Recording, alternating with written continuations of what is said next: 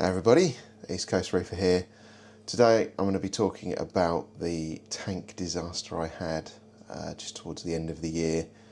As you can see, everything's kind of looking alright now, but I came into the room here to take part in the Reefers Network end of the year quiz, and you just could hardly see in the tank. It was really cloudy. It had an absolute disaster. I'll show some of the footage now that I took on my phone of the events kind of unfolding. It all stemmed from a no-pox situation, which I'll talk about in a minute. But I've come out the other side of it. I have a large collection of white corals, and not the good white corals. Not the shop in Germany white corals, but the dead coral type of white corals. Now, you can see that everything that I've been showing so far has been an acro of some kind. And I still haven't finished. A lot of coral died. Even a barley slimer.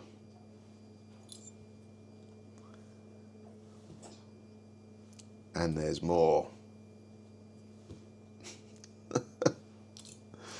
And more. And even, really frustratingly, some LPS. So these were gonnies.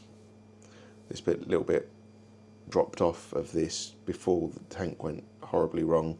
So I was trying to grow this one out, that died, and the main colony died. This was like a really nice red glittery gonny, unfortunately.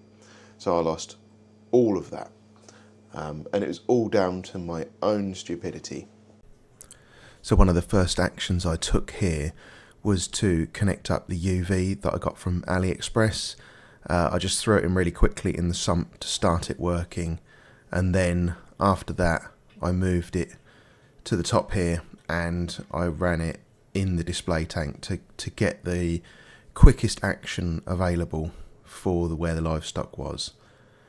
So rather than waiting for it all to cycle through the sump and clear it there, I've since now fitted it in the sump area and fitted all nice and neat, so it's running all the time now.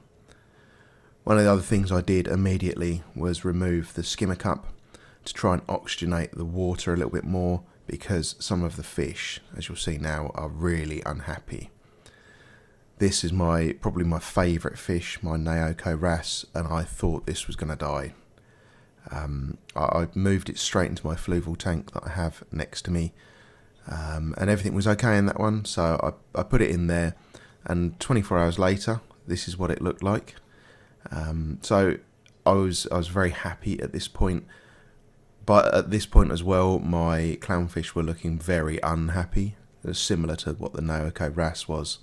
So I moved those over as well, and here you can see they're kind of half recovered. They're still not particularly happy, but they're not laying on the bottom gasping for air.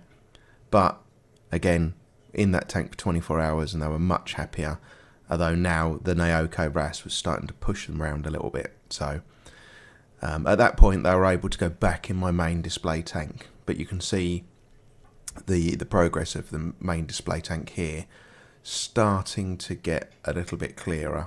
I think it's before the clownfish went into the fluval, so they're not all in order, and again you can see here just very gradually, day by day, they're starting to the UV starting to clear up. It's starting to burn through everything, and there's a shot here in the daylight. I did move my starfish over as well, because they looked like they were going to the very top of the tank to try and get more oxygenated water, so just to help them out. And you can see some of the SPS there that died before it was dead, like the green slimer at the back where the hose is. Yeah, I mean there was a lot of unhappy coral. And here we have you know, almost completely clear, you know, almost back to normal. So I was starting to get a little bit more relaxed at this point. And I think this was straight after this was when I moved the UV from where it is here into the bottom of the tank.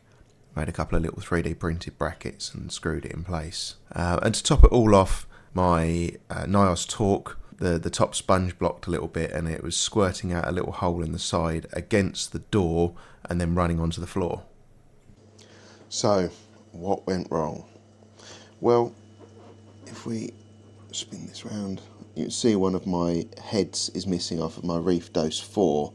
Now, the pipe inside of this one and the cover on it, the cover cracked and the pipe inside had split. This one was dosing pH+, and to continue dosing pH+, I took the head, including the tube inside, from here and fitted it here. So I just disconnected the two pipes, which were these two pink ones, moved it over and connected the orange ones in so that I could continue dosing pH+. This one I was using for dosing NOPOX. Now unfortunately what happened is these two pipes just hung down, which wouldn't normally be a problem because normally I keep all of my dosing containers on the bottom shelf like that. However, when I fitted the Trident before I put it into the 3D printed case that takes up less space, I put the full Trident in and it took up too much space, so I moved this one up onto the shelf up here. And you know what's coming now, don't you? The outlet here was lower than the bottom of the bottle, and it just siphoned what was left in that bottle into my sump. So it wiped out all of my phosphates and nitrates, and that then kicked off a bacterial bloom.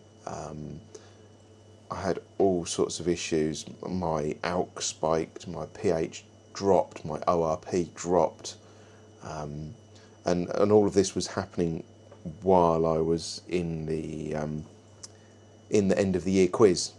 So yeah, I was a little bit distracted in that end of the year quiz, watching my tank slowly die. But as we said, all okay now, all back up and running. I haven't quite got to the point where I'm starting to dose again because I was still waiting for the ALK to finally drop. That has come back down below 8 again now. So we're starting to get into the territory where I can start to put some pH+, or the H2P, because it was complete, universal and pH+ I was using. So I can switch that back on in the next few days, and hopefully everything will survive. But as you can see in the tank, there is a Ceratopora caliendrum at the back there, which, yeah, a running joke, the zooxanthellae has migrated to the tips. I don't know whether that's going to recover. My gut feeling is it won't. However, just next to it, that little frag there, is strawberry shortcake. I mean, it's not looking particularly colourful, but it's not dead. And I have another acro here. I haven't got a clue what it is. It went in the tank just before I nuked the tank, so I haven't seen proper colours out of it yet. And my Sedium chalice at the back there, I don't know whether that's going to survive or not. But everything else is starting to come back out now. Still got a couple of gonnies that are sulking a little bit, but they're starting to come back out a lot more now. So hopefully that has been helpful, useful, interesting. If you've reached this point, thank you very much. Hopefully it will help someone avoid the same total disaster I had. It was a massive pain, quite stressful. I really did think I was going to lose everything, particularly some of my prized fish that I really like as well. But touch wood, I lost 2 cleaner shrimp and the coral that I showed you, and 3 or 4 snails, and that was it. So I was really lucky, managed to avoid too much of a disaster. If you found it useful, please hit the like. If you're not already, please subscribe, and I'll see you in another video really soon.